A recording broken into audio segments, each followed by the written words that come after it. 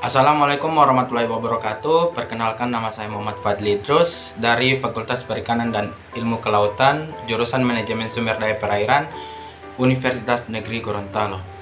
Di sini saya akan memaparkan hasil praktikum dari mata kuliah Pemetaan Sumber Daya Perairan. Di sini kami mengamati 4 ekosistem, yaitu mangrove, terumbu karang, sargassum, dan lamun. Pemetaan adalah suatu proses menyajikan informasi muka bumi yang berupa fakta dunia nyata, baik bentuk permukaan buminya maupun sumber daya alamnya, berdasarkan skala peta, sistem proyeksi peta, serta simbol-simbol dari unsur muka bumi yang disajikan.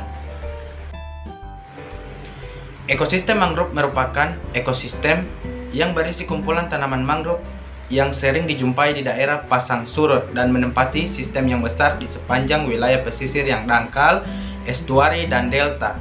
Ekosistem lamun merupakan ekosistem yang membentuk padang lamun di bawah air yang memiliki peran fungsi sebagai tempat tinggal, tempat mencari makan, tempat pemijahan bagi biota laut di sekitarnya.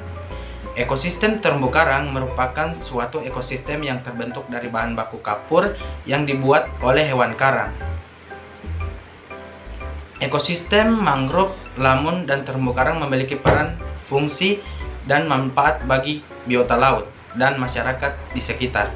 Sargassum merupakan salah satu genus dalam kelas Paracea atau rumput laut yang mempunyai talus dengan panjang 20-200 cm. Talus tersebut memiliki beberapa bagian, yaitu holdfast, sitpe, bladder, dan blade. Holdfast berfungsi untuk melekatkan badan sargassum pada substrat yang keras seperti batu atau karang sehingga sargassum tidak hanyut terbawa air arus laut. Kemudian masuk pada teknis pelaksanaan. Yang pertama yaitu lamun. Alat dan bahan disiapkan. Kedua, metode yang digunakan adalah metode random. Yang ketiga, lokasi stasiun telah ditentukan. Keempat, titik koordinat di marking menggunakan GPS yang telah dikalibrasi dan kemudian dicatat koordinatnya. Kelima, lokasi pengamatan dibagi menjadi 3 stasiun, yaitu stasiun pertama, 2, dan 3. Lalu setiap stasiun dibagi menjadi 3 line, yaitu line 1, line 2, dan line 3. Kemudian setiap line akan bergeser 10-20 meter ke arah laut. Kemudian kuadran dipasang sesuai lokasi pengamatan yang telah ditentukan sebelumnya. Pengamatan dan pendataan lamun dilakukan mulai dari jenis dan jumlah yang berada di sekitar transek. Dan yang terakhir, hasil pengamatan ditulis pada lembar observasi. Kemudian masuk pada teknik pelaksanaan pengambilan data mangrove. Yang pertama, alat dan bahan disiapkan.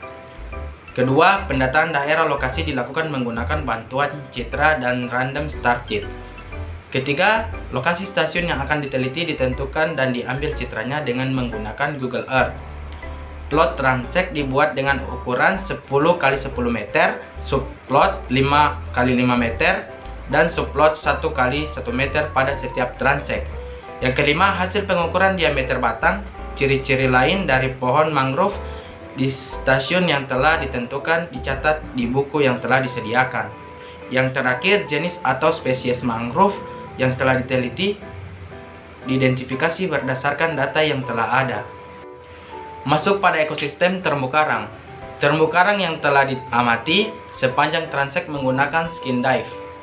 Pengambilan data dilakukan setiap 1 meter, lalu istirahat setiap 5 meter, sesuai mencatat data karang sejauh 25 meter. Data karang yang telah diamati kemudian dicatat pada lembar observasi. Kemudian, ekosistem sargassum. Kegiatan untuk mengidentifikasi sargassum menggunakan metode jelajah. Metode jelajah atau cruise methods yang dilakukan dengan menjelajah jalur yang dapat mewakili tipe-tipe ekosistem ataupun vegetasi di kawasan yang diteliti. Baiklah, masuk pada hasil data praktikum yang telah kami amati pada 4 ekosistem. Yang pertama, lamun.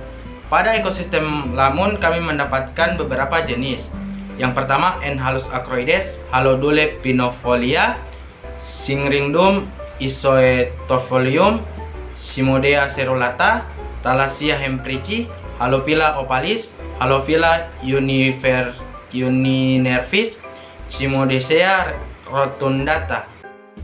Kemudian masuk pada ekosistem mangrove. Yang pertama Seoneratia alba, Rhizopora apiculata, Rhizopora mucronata, Avicennia, Brugaria sexagula, Cereopstagal, Brugaria gymnopriza.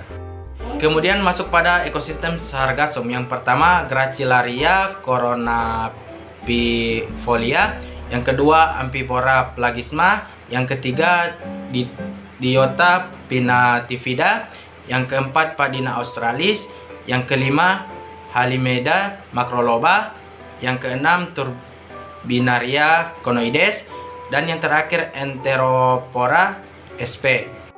Baiklah, yang terakhir masuk pada ekosistem terumbu karang. Yang pertama Acropora, yang kedua Astereopora, yang ketiga Montipora, yang keempat Heterochathius, dan yang terakhir Tenacis. Itulah pemaparan hasil praktikum yang telah kami lakukan di 4 ekosistem tersebut. Apabila ada salah kata mohon dimaafkan. Wabillahi taufiq wal hidayah. Wassalamualaikum warahmatullahi wabarakatuh.